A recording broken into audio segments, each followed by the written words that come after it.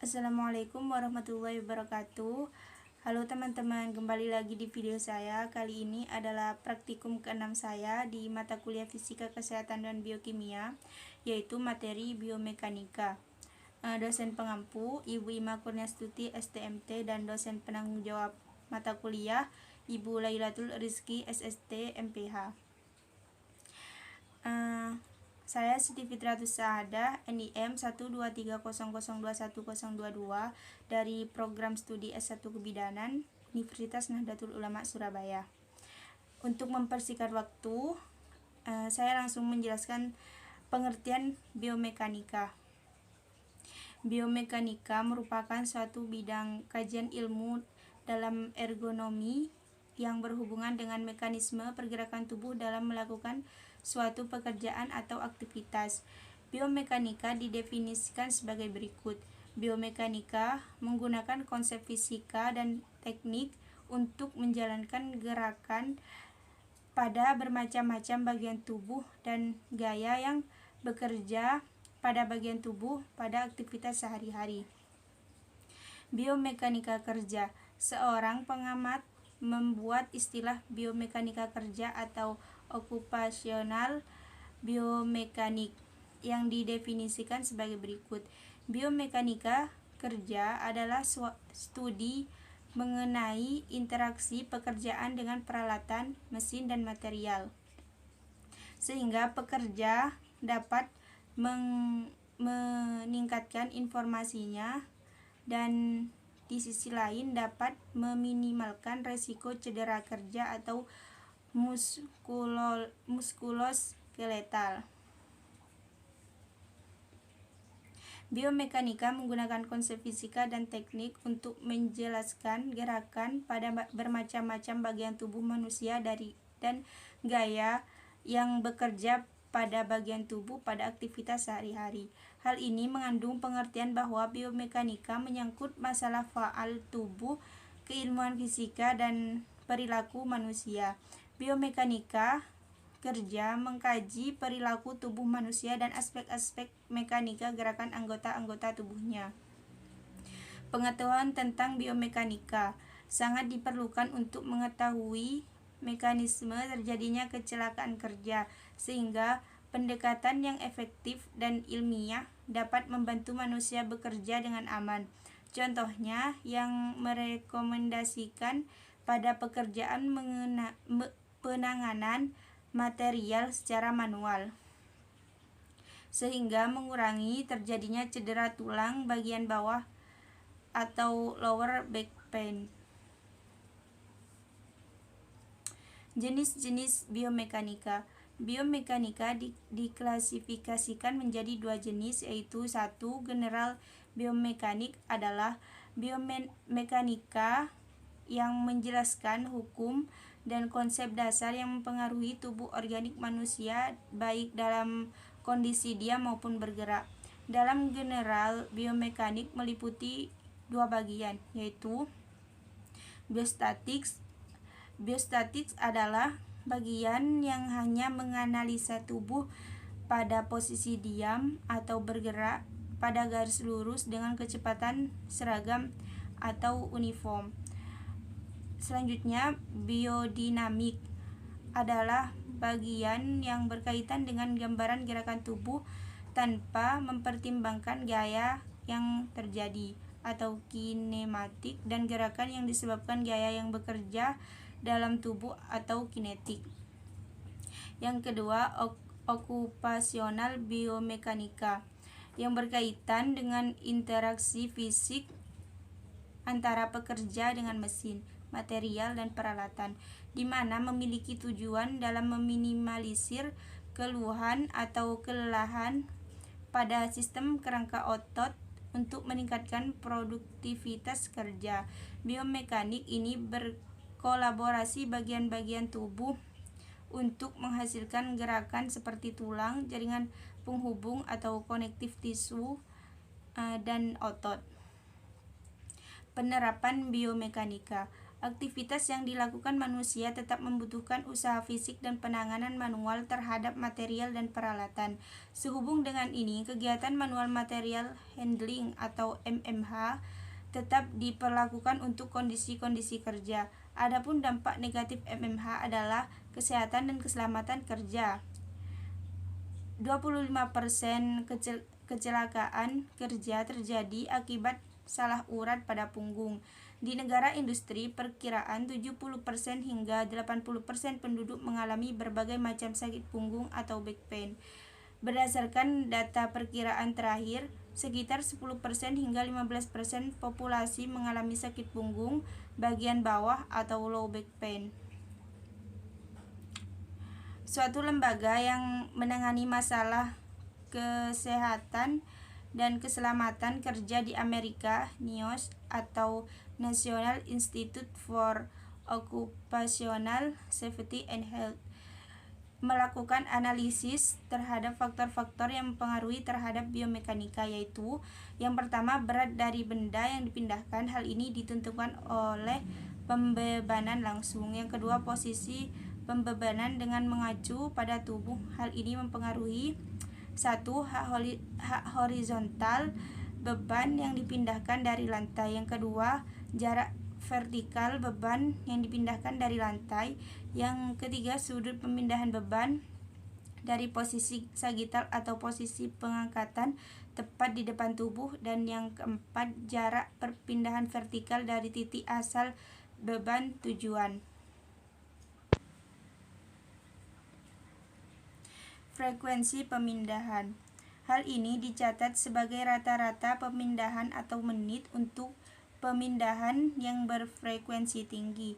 Frekuensi terpisah layak diberikan untuk setiap pemindahan yang berbeda periode atau durasi. Total waktu yang diberikan dalam pemindahan pada suatu pencatatan dapat ditentukan sebagai kurang dari 1 hingga 2 jam atau 2 hingga 8 jam.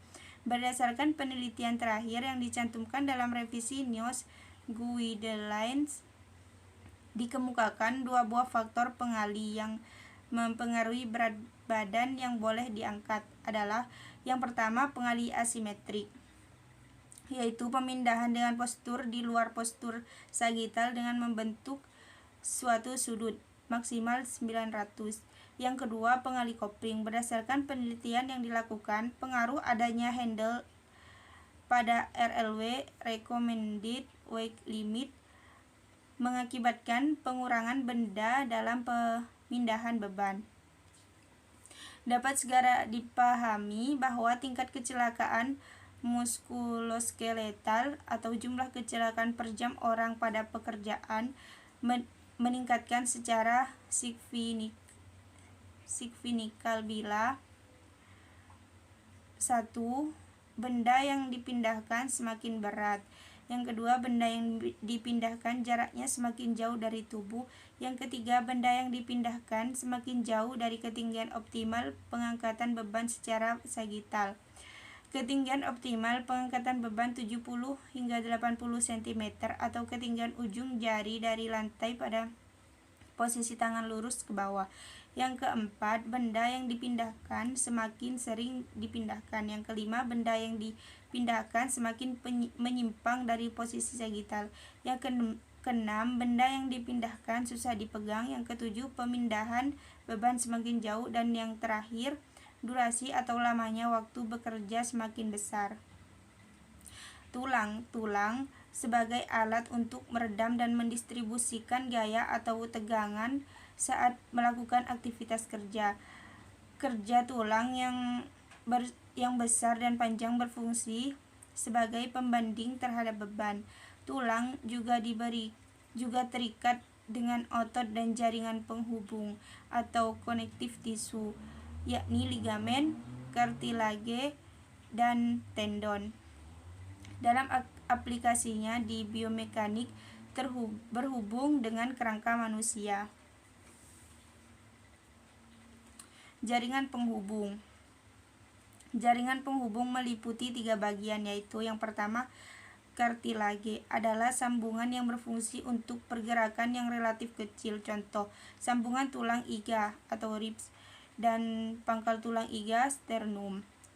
Kartilago sendiri memiliki bagian khusus antara vertebrata atau ruas-ruas tulang belakang, yaitu dikenal dengan intervertebral disc, yang terdiri dari pembungkus dan dikelilingi oleh inti atau pulpi core. Vertebrata juga terdapat pada ligamen dan otot. Gerakan yang relatif kecil pada bagian ruas mengakibatkan adanya fleksibilitas tubuh untuk membungkuk, menendang, dan memutar. Sedangkan disk berfungsi sebagai peredam getaran pada saat tubuh bergerak pada saat translasi atau rotasi. Yang kedua, ligamen berfungsi sebagai penghubung antar tulang dalam stabilitas sambungnya atau joint stability, atau untuk bentuk bagian sambungan dan menempel pada tulang. Ligamen tersusun atas serabut yang letaknya pada paralel. Oleh karenanya, tendon dan ligamen bersifat inelastik dan berfungsi pula untuk menahan deformasi. Adanya tegangan dan konstan akan dapat memperpanjang ligamen dan menjadikannya kurang efektif dalam menstabilkan sambungan atau joint. Adapun contoh sambungan ligamen diantaranya seperti gerakan pengangkat tangan, sambungan siku dan sambungan bahu, pergerakan rotasi seluruh tangan pada sumbunya, dan gerakan lengan pada tangan, sambungan pergelangan tangan. Yang ketiga, tendon. Tendon memiliki fungsi sebagai penghubung antara tulang dan otot, yang terdiri dari sekelompok serabut kolagen yang letaknya paralel dengan panjang tendon. Tendon bergerak dalam sekelompok jaringan serabut dalam suatu area di mana adanya gaya gesekan harus diminimalkan. Bagian dalam dari jaringan ini mengeluarkan cairan sinovial untuk pelumas. Selanjutnya, otot atau muskel. Otot terbentuk atas fiber atau fibra dengan ukuran panjang antara 10 hingga 40 mm dan berdiameter 0,01 hingga 0,1 mm, dan sumber energi otot berasal dari proses aerob maupun anaerob. Anaerobik yaitu proses perubahan ATP menjadi ADP dan energi tanpa bantuan oksigen. Kolagen yang terdapat dalam otot terpecah menjadi energi dan membentuk asam laktat. Asam laktat akan memberikan indikasi adanya kelelahan otot secara lokal karena kurangnya jumlah oksigen yang disebabkan oleh kurangnya jumlah suplai darah yang dipompa dari jantung. Contoh, jika ada gerakan yang bersifat tiba-tiba atau mendadak, lari, jarak dekat atau sprint, dan lain sebagainya. Sedangkan yang aerobik yaitu proses perubahan ATP menjadi ADP dan energi dengan bantuan oksigen. Asam laktat yang dihasilkan oleh kontraksi otot dioksida dengan cepat sehingga beban pekerjaan tidak terlalu melelahkan akan dapat berlangsung cukup lama. Di samping itu, aliran darah yang cukup akan mensuplai lemak, karbohidrat, dan oksigen ke dalam otot. Akibat dari kondisi kerja yang terlalu lama akan menyebabkan kadar glikogen dalam darah akan menurun drastis di bawah normal, dan kebalikannya, kadar asam laktat akan meningkat. Dan kalau sudah demikian, cara terbaik adalah menghentikan pekerjaan, kemudian istirahat dan makan makanan yang bergizi untuk membentuk kadar gula dalam darah. Hal di atas adalah merupakan proses kontraksi otot yang telah disederhanakan analisa pembangkit energinya dan sekaligus menandakan arti pentingnya aliran darah untuk otot. Oleh karenanya, dari ergonomis hendaklah memperbaiki hal-hal seperti berikut untuk sepadat mungkin dihindari. Yang pertama, bebas otot statis. Yang kedua, oklusi atau penyumbatan aliran darah karena tekanan darah, misalnya tekanan segi kursi pada popliteal atau lipat lutut. Yang ketiga, bekerja dengan lengan berada di atas yang menyebabkan siku aliran darah bekerja berlawanan dengan arah gravitasi. Baik, terima kasih, sekian dari saya. Jika ada salah-salah kata, saya mohon maaf. Wassalamualaikum warahmatullahi wabarakatuh.